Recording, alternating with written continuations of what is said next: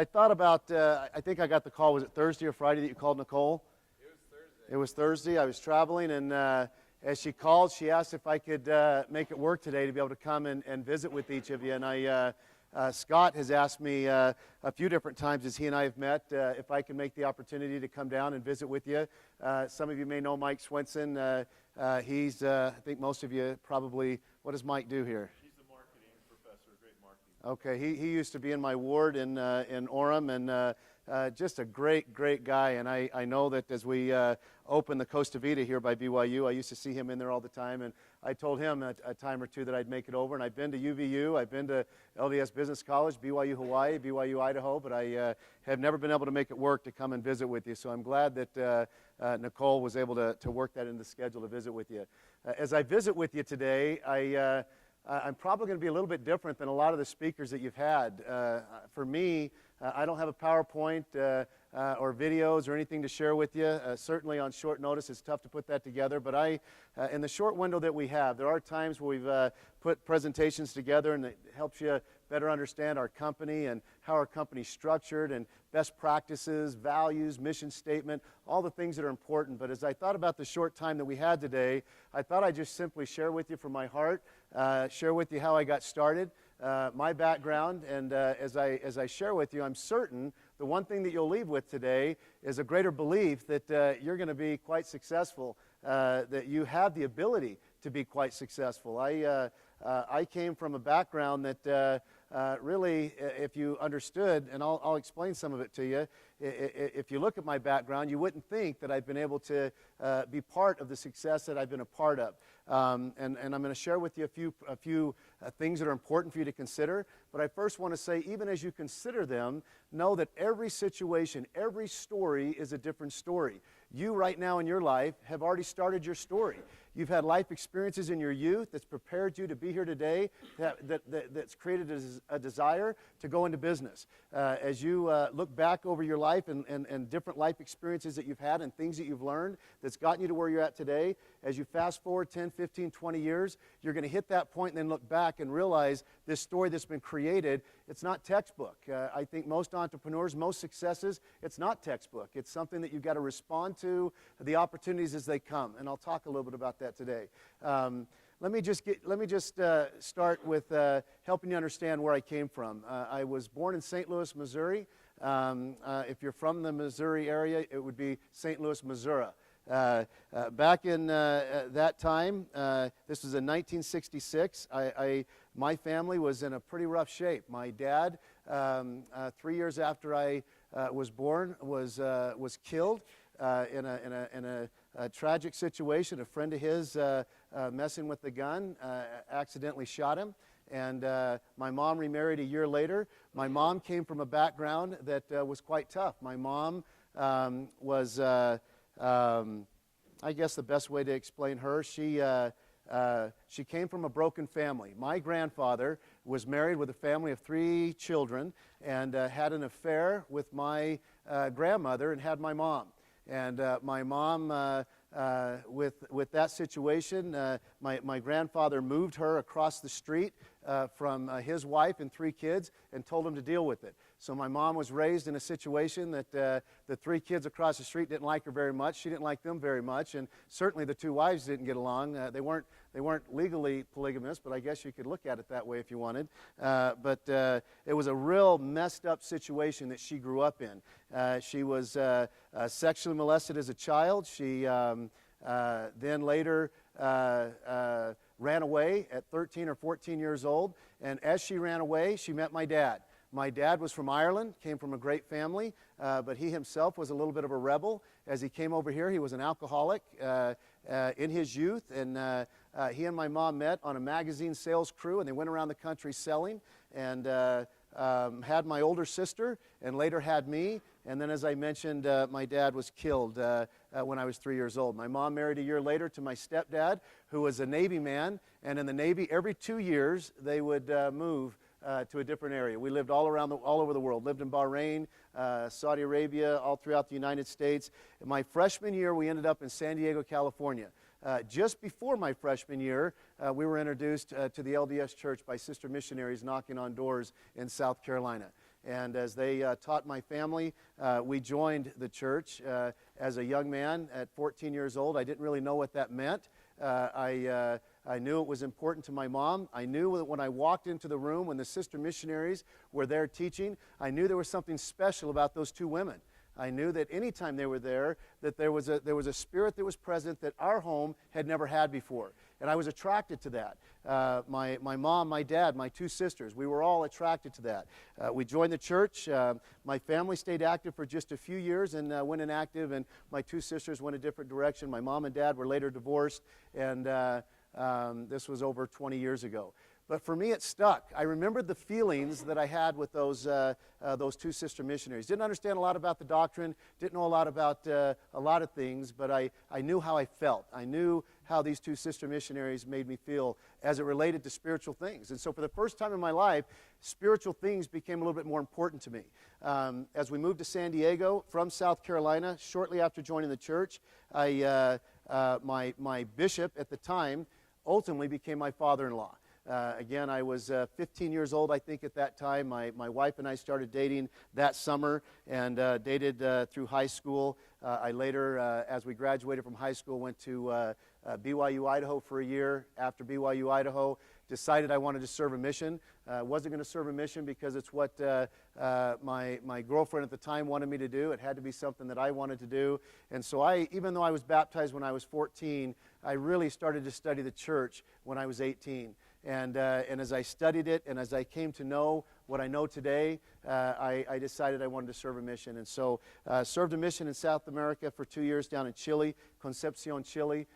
Returned in 1987. As I returned, came here to Provo. Actually, back to San Diego. I was there for about a month. My wife was already coming to BYU. She was in her third year. So I came here with her with the plan to have her finish, and I would start school. And as I came here, I knew I wanted to start my own business. Now, keep in mind, as I just gave you some history, I came from a pretty broken family. My mom and dad, when I shared with you about their divorce, that divorce happened late after they were married, I think, 20 years. This is with my stepdad. But even during those 20 years, it was a pretty rough situation. My mom and dad did not have a very good relationship. And so as I came here, coming from a middle-class family, no one in my family had ever owned their own business. I knew that I wanted to start my own business. And the only reason I knew that is as I grew up and I was at a scouting event or I was at a ball game, whatever it was, I would look around and the young men that were there with me whose parents came that owned their own business seemed like they had a better lifestyle than what I had. They seemed like they had more options. I've learned a lot since then, and I'll share that with you, that owning your own business certainly does bring more options, certainly can provide a better lifestyle, but there's trade-offs, and I think that's an important thing to understand. A trade-off that I would make again and again and again,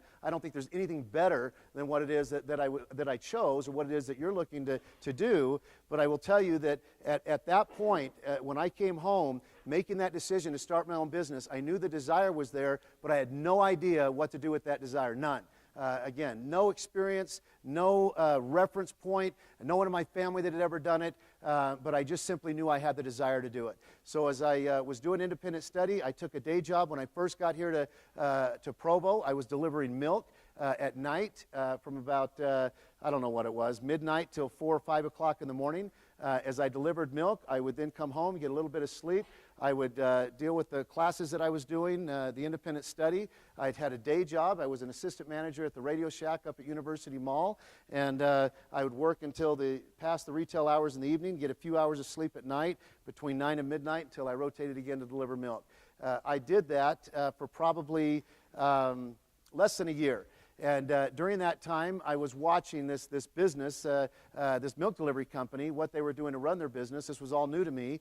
And as I watched this company basically fail and ultimately close their doors, I looked at what they were doing and realized, you know what, I can do better than what I saw them do.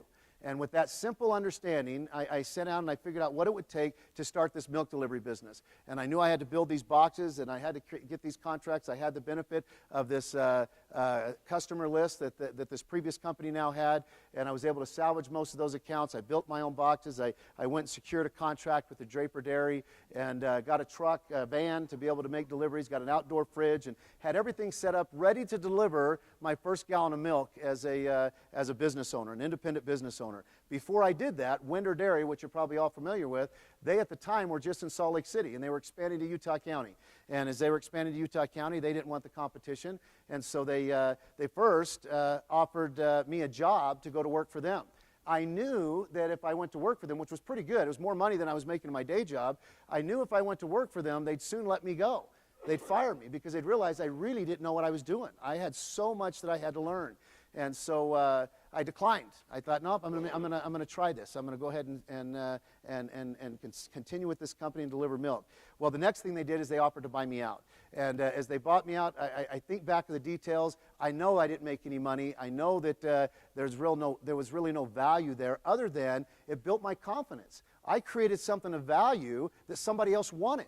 And I thought this was something that I took, this idea that I saw someone else fail at, and I put the model in place. And as I put this model in place, someone else came and they wanted it. And whatever it was that they paid for it, again, which wasn't much, it built my confidence. So with that, I then started from that opportunity, I started a striping company. And when I say striping company, you've probably seen them, the guys in the parking lots with the machines painting the yellow lines on the parking lot. I went down to San Diego. I couldn't afford to buy a striping machine at retail, so I actually set myself up as a salesman or a dealer for Airlesco out of Moore Park, California. And as a dealer, I could buy this striping machine at cost. And what I had to do is sell a certain amount of products to be able to get this machine, or to be able to become a dealer.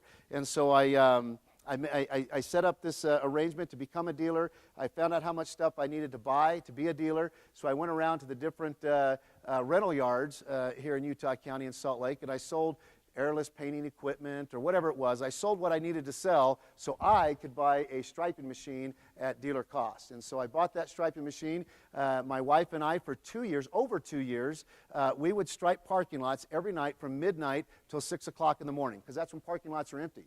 So I'd have her in the car. She'd sleep. She's going to school still. As she's sleeping in the car, I would whistle and wake her up. She'd move the headlights to a new section of the parking lot so I could see it, and I'd stripe till I couldn't see anymore. I'd whistle and I'd wake her up. She'd move the headlights to another part of the parking lot, and I'd stripe till I couldn't see anymore. And that company grew. And as that company grew, I got into government contracts. I started doing municipalities. I bought the bigger trucks. You've seen the big trucks on the freeways that are painting the big lines. I got into that kind of striping and started doing business down in Arizona. This other business that I had started from scratch had value. And so with this business, I'll back up and say my daytime job stayed there. I never got rid of my daytime job. So I've got this striping company. I'm hiring people. My wife, she's taking her paycheck. She's working here at BYU. I'm taking my paycheck that we're helping to use to pay our employees' salaries while we're trying to get this business, this striping business. And as it grew, it got so successful, that striping company, that I went to the individual who used to own Regal Lanes before we turned it into Fat Cats, Lynn Wright.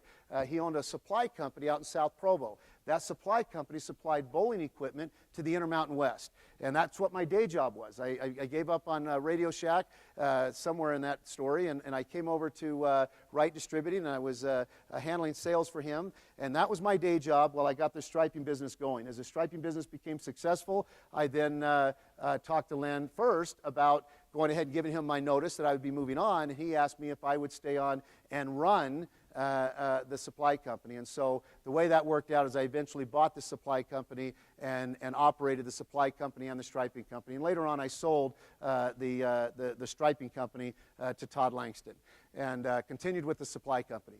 With that supply company, we expanded and we grew it. It had started in 1949. When I got involved with the company, it was doing about $1 million in annual sales is all. Inside of 3 years, we built it from $1 million to 5 years. Keep it in mind, from 1949 to whenever this was, 1980 or 1990, something like that, 89, somewhere in there, this business had built from 49 to that time about $1 million. The next 3 years, we built it from $1 million to $5 million. And we had expanded. We got into capital equipment. Instead of just selling balls and bags and shoes and different supplies, we got into modernizations where we'd completely remodel a bowling center. We were doing a lot of import-export with equipment over into China and Japan.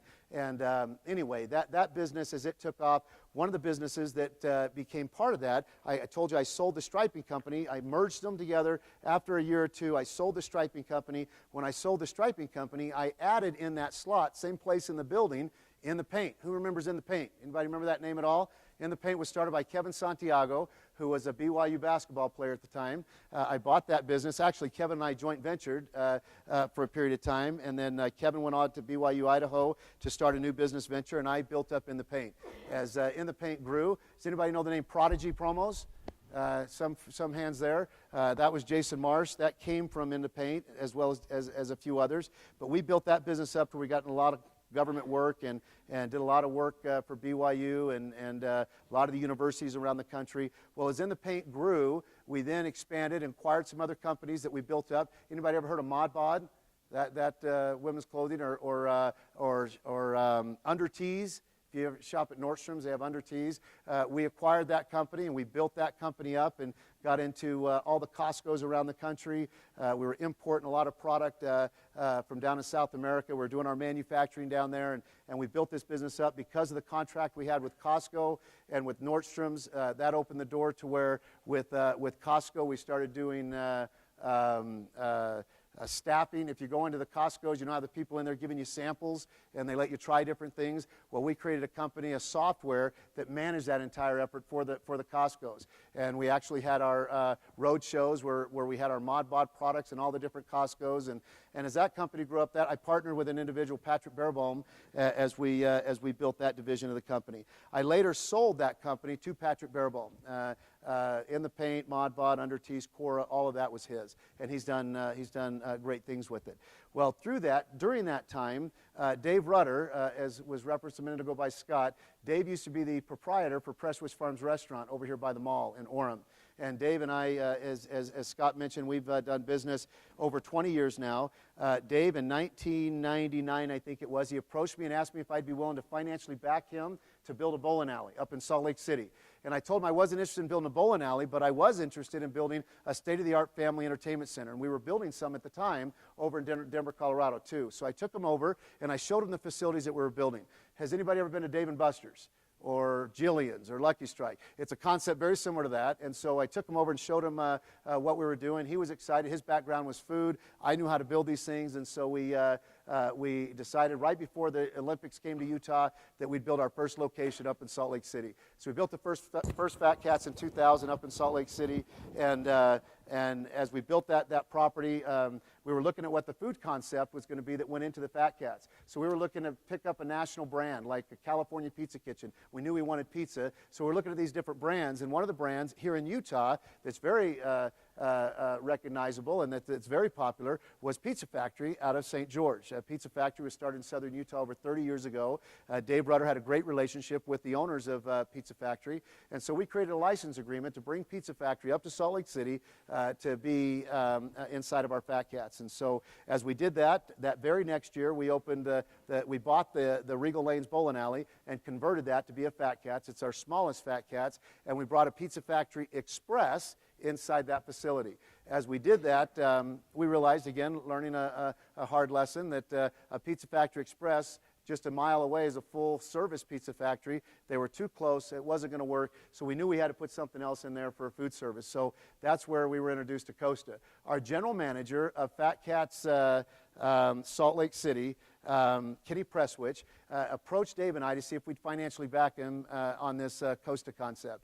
We told them we weren't interested in doing that. Our plates were full with all the stuff with Pizza Factory and the Fat Cats and the other stuff. At the time, I still had In the Paint and all these other companies, and so I just didn't need one more thing on my plate. So I declined financially backing him. And so he then went and got J.D. Gardner to financially back him, and they built the first one in Layton, Utah. And we watched him, and it was a phenomenal success. I remember when I went up there, and I saw the line out the door and around the building, I thought, we made a mistake. We should have financially backed him on that one. Very successful. However, shame on me the first time. It wouldn't happen twice. I went to him and said, hey, I'd like to be your first franchisee, and I'd like to put it in our Provo property. Because, again, the Pizza Factory Express wasn't working in Provo, so we signed up to be the first franchisee for Costa, put it in Provo, and it was a phenomenal success. Matter of fact, the BYU advertising school, they put us on the map. They were huge to help us with that brand, to get that started. We were the first franchisee, but it was still just the development of the brand in general. And as we opened that store, we then decided it costs a lot of money to build Fat Cats. I have water up here. It costs a lot of money to build a Fat Cats. A Costa Vida is quite a bit less. A Fat Cats today will cost somewhere around, on a low end, $10 million, on a high end, $20 million. A Costa Vida costs about $500,000-$600,000. So Dave and I are looking at that, thinking, well, hey, let's build some of these freestanding freestanding Costa Vidas as we continue to develop our Fat Cats brand. We're building our third Fat Cats at the time in Ogden, Utah. And so we then built the Costa Vida up in Orem on 1600 North, and we were the first one out of the state to open a store. Actually, the second one out of the state. Another franchisee came on and opened down in Arizona, and we opened up in Boise, Idaho.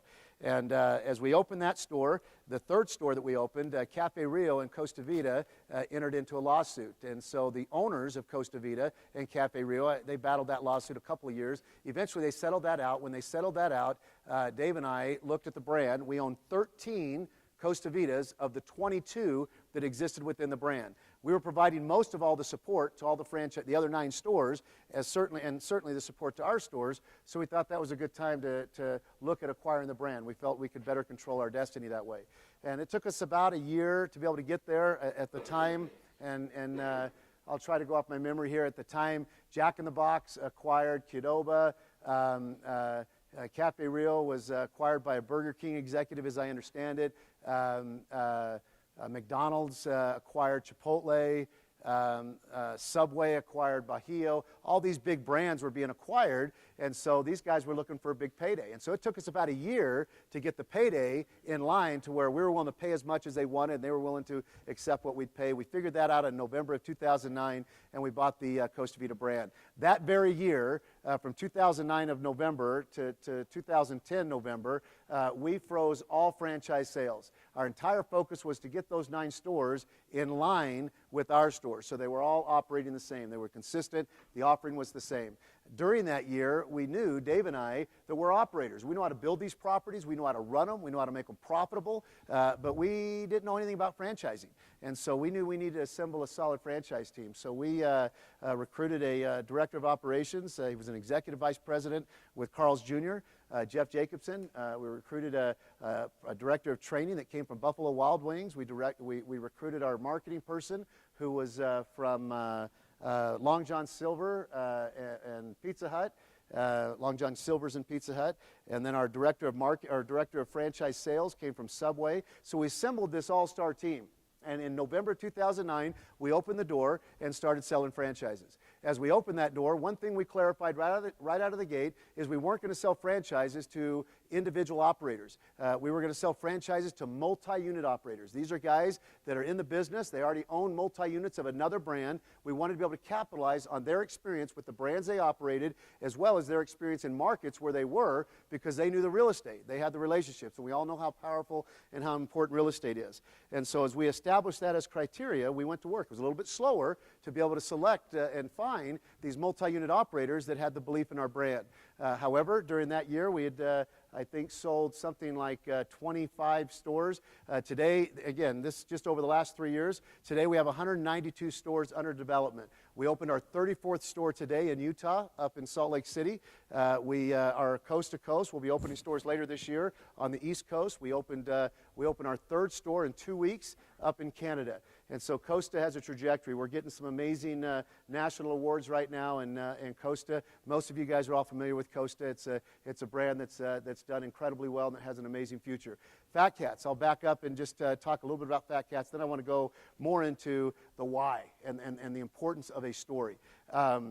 When I back up on Fat Cats, I'll tell you we built the third one in Ogden. After we opened that third one in Ogden, we realized the capital outlay, as high as it was, that we didn't know if it made a lot of sense to keep building Fat Cats. But we thought we ought to give it a chance and get out of the state of Utah to see what it's like to be in a non-Utah market and to be in a AAA site.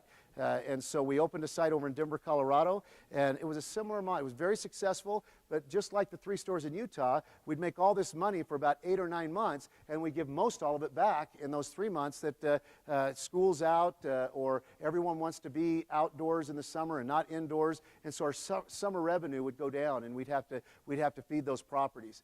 And so we started looking, what can we bring in those summer months that would be a game changer for us? As we looked at our Ogden property right across the street, Larry Miller has a 16-plex movie theater. Over in Colorado, right in our parking lot, right next to our property, is a 24-plex AMC, the biggest theater and most successful theater in Colorado. And their parking lots were packed in the summer months. And as we looked at that, we realized, you know what, that's when all the blockbuster movies come out in the summer. We just need to get in the theater business. And so we started down that road and realized how difficult it is to break into that industry. That's not an easy task. And so we learned that the best way to be able to do that was to come up with a themed theater. And what I mean by that is any theaters that just have concessions and movies and they're built beautifully, they're going to go with AMC and Cinemark and Carmike and all the big names. They're not going to go with the new startup.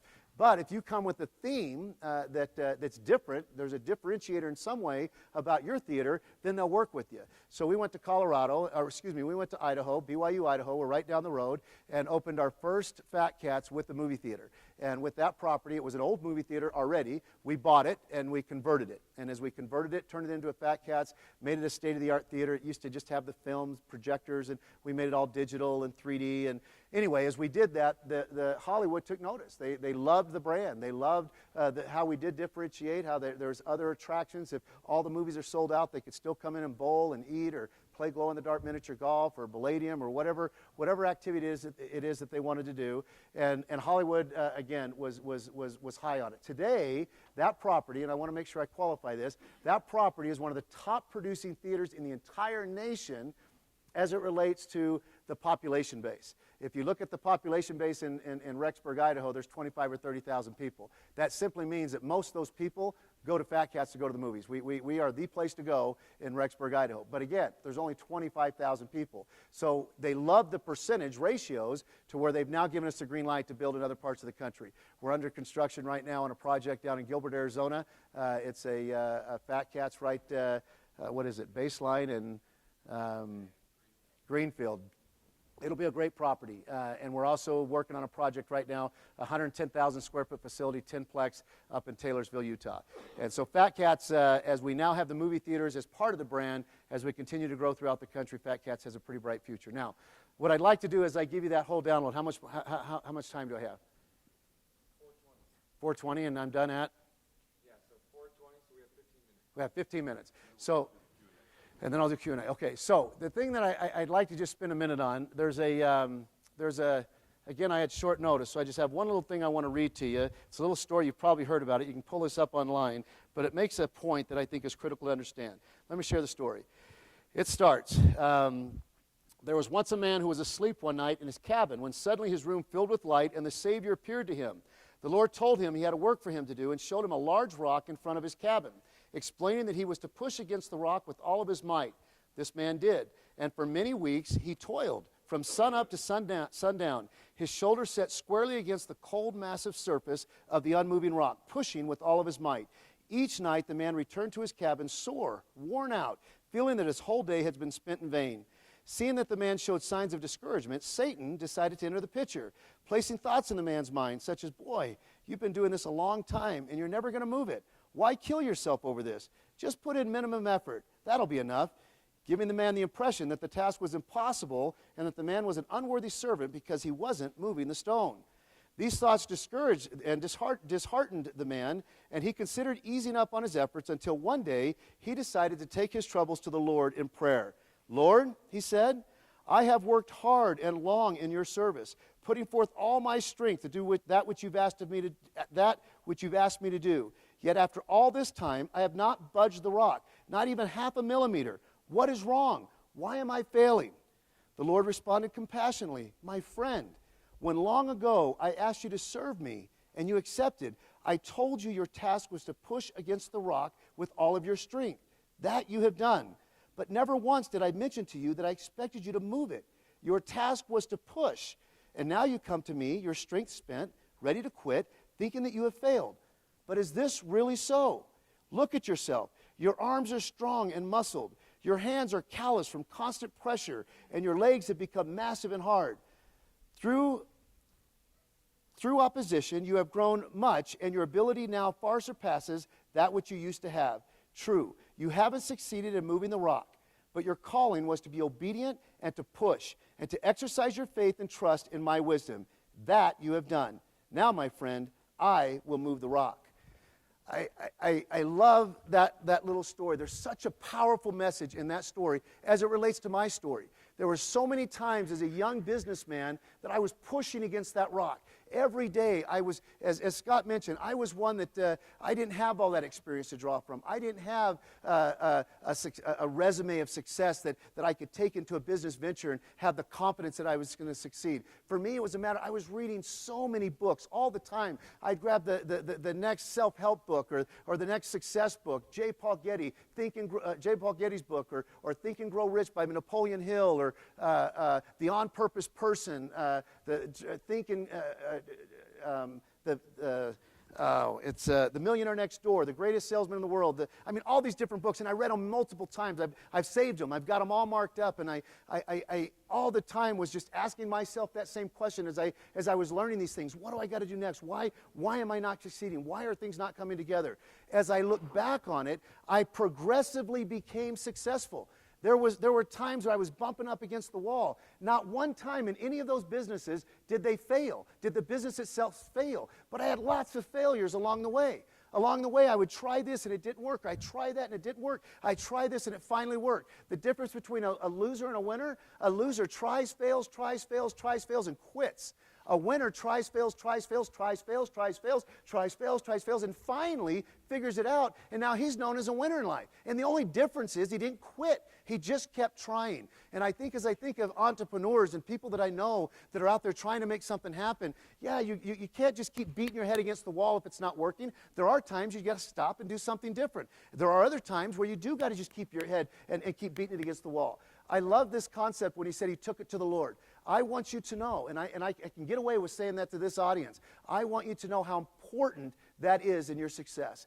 To keep your relationship with your Savior is critical. I want you to know that I know in my life the success that I have today, without question, is because I kept that relationship with my Savior all along as I would do my individual best. I knew the Lord would do the rest. I knew that I could count on Him. I knew that if I just kept trying, it would work out. And there were times that I had to remind myself. There were times my wife had to remind me. But at the end of the day, the collective thought, as I look back on it, it never left me. I always knew if I just, even to this day, even with the growth that we're having today with Costa as a national brand and Fat Cats, it's to this day that we still try and we still fail. We still try, we still fail. But overall, we win. We do figure things out. Today, I want you to know that as each of you today are thinking about your success, as you go through school, as you get the education that you're getting, as you look at the different opportunities that are out there, which are numerous. It's just amazing the opportunities that are before us in business. There's just so many great things. Every day you can go online and you can read of all these different startups and you can think, geez, why didn't I think of that? And that one seems so simple. And all those thoughts are in some way in different minds, your minds. And whether it's in your mind today or tomorrow or next week, it's out there. If you stay thinking, you stay entrepreneurial, you stay pushing against that rock and looking at the opportunities will come. And then you're going to apply all the different things you're learning here. You're going to start measuring what the risk is, and you're going to start identifying the capital that you're going to need. You're going to start figuring out the strategies you need to embrace. You're going to start understanding skill sets that you're going to need to have, time management, the ability to stay true to a budget, setting goals, being consistent in the pursuit. There's so many different things that line upon line, here a little, there a little, that you're going to learn to apply, that ultimately one day you're going to arrive at a point that you can look back and think, hey, I've succeeded, I've done it. But it was progressively realized. Very few times, and Scott can tell you this, there's very few times that someone just gets out there and they just hit it and they make it big. It's a rare, it does happen, but it is rare. But I will tell you, and I believe this, that every time, as you get in there and you apply and you work and you apply and you work and you continue to develop and learn and grow and simply apply the things that it takes to be successful. And I know that I thought about that when I was coming in today to talk about specific things, and I'm sure you get enough of that from your other speakers. I more wanted to talk about your story. I wanted to hit that message. I got 5 minutes? Where am I? I really wanted to hit that story. How many have ever heard of the Wolf Pack? Anybody know the story of the Wolf Pack? Wolf Pack Valvano. Wasn't that the coach, Valvano? Yeah. Valvano was the coach of the Wolf Pack. If you get a chance, go online and just search Valvano. And there's a story by Jimmy Valvano, and there's they did a story on him and Thurl Bailey and a lot of the different players that were on that team. And as I watched that story, and I watched it again just recently, I also watched just recently Michael Jordan's story. I watched the story of another guy that was a parachute.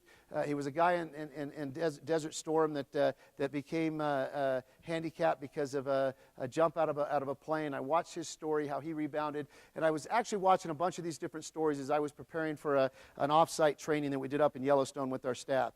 And as I watched these stories, it hit me just today as I decided, and I don't do that very often, but as I decided to share a little bit of my story, and I watched their stories, I realized, you know what, every one of us, we have a story in the making, all of you. And that's what I started off talking about today. Every one of you in your lives, you have a story. You can look back and you can see exactly what's happened to your life to this point.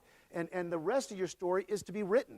And as you're here today, learning and growing and becoming, you are in control of what the outcome of that story is. And I love as I was able to watch Jordan and Valvano and that parachute guy and even in my own story, I love as now after the fact to listen to those individuals talk about their success. One thing that's very common amongst all of us in that success is the fact we kept pushing against the rock. We kept looking for more information. We kept putting forth the effort. We kept identifying. We kept considering all the different options. We kept applying the different things that certainly you guys are learning. And at the end of the day, through that perseverance and through that hard work, in every one of their cases, now today they're known as a success. And everyone will tell you there were times they wanted to quit. And the difference that made them successful, and the thing, as opposed to not being successful, is they simply did not quit. If I could leave you with anything today, it would simply be sit down today, if you haven't already, and be clear on what it is that you see 10 years from now. I mean, you don't have to know what the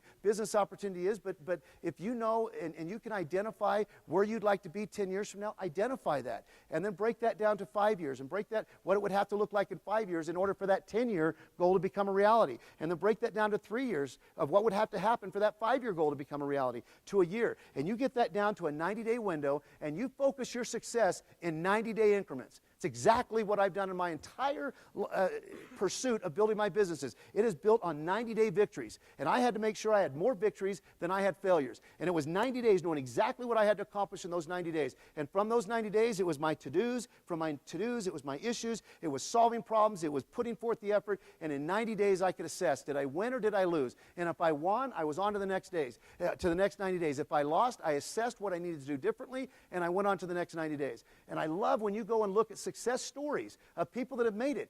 In different words, it's the same story. They can tell you that, some will tell you that they just scripted it out and it came together, but I'm telling you, most of the time, it's continually assessing after 90 days what needs to change, what needs to adjust, and then going for the next 90. What needs to change, what needs to adjust, all the while having the goal, the main goal in front of you and doing what it takes as you break that down in a 90-day period to get there. As you think of those what happens in those 90 days, if I can just take the last couple of minutes, make sure in that same same pattern when you lay out that goal, what you want to make happen. And again, the goal's in concrete, the plans are in sand. That can change as you get there. Identify clearly what it looks like to you, and the plans can adjust as you go. But along the way, when we talk about integrity, don't not write down your values. Don't not write down those values or principles that are going to guide what you do within those 90 days. When Scott mentioned a moment ago when they did that article for me in that one national magazine, and they hit that message. They interviewed all my staff, and the one common word that they grabbed out of that was integrity. And that concept of integrity is what you do when nobody else is looking. And I want you to know this whole concept of breaking this down to 90-day increments. In those 90 days, what's that soccer player, the gal that's so great, Mia, what is it? Mia Hamm, her coach said something like the definition of a champion, what is it when you see someone standing on the sideline drenched in sweat when nobody is looking? And I want you to know that pushing against that rock in those 90 days, real success happens what you're doing when nobody else is looking. When you're staying focused on what those goals are, when you are constantly assessing where you are, what you need to learn, where you're coming up short, identifying and being truthful and honest with yourself of what your strengths are, what your weaknesses are, and continuing to adjust and compensate. As you do that, I absolutely believe and know as you do that and you continue those assessments, success will be yours. I shared my story with you in the beginning to let you know Valvano identified them as ordinary people. I am as ordinary as they possibly come. I didn't get what each of you guys are getting, a college education. I didn't get it. I didn't come from a background. I had no money. I mean, I started, if you want to say there's a place to start at the bottom, I was there. And I can tell you the reason that we've achieved the success and continue to achieve the success is this concept of making sure I embrace the values, the things that I knew are right, keeping my relationship with my Savior, keeping my spiritual life right, and then with that, breaking what my goals were down to where they were 90-day focuses. Am I out of time? Yeah. Okay, we're done. So, we're going to do questions? We're going to go upstairs at 7:10. Okay. Okay, so we're just going to break and let me just, let's give it up for Sean. This is amazing. Okay. Are these guys all going up there or just some? As many as can, not all of them. Okay, hey. Before you guys go, Nicole just walked in, and Nicole has a free Costa Vida burrito for everybody. So make sure you get with Nicole. Okay. You know, this is one of the best stories I've heard. All right.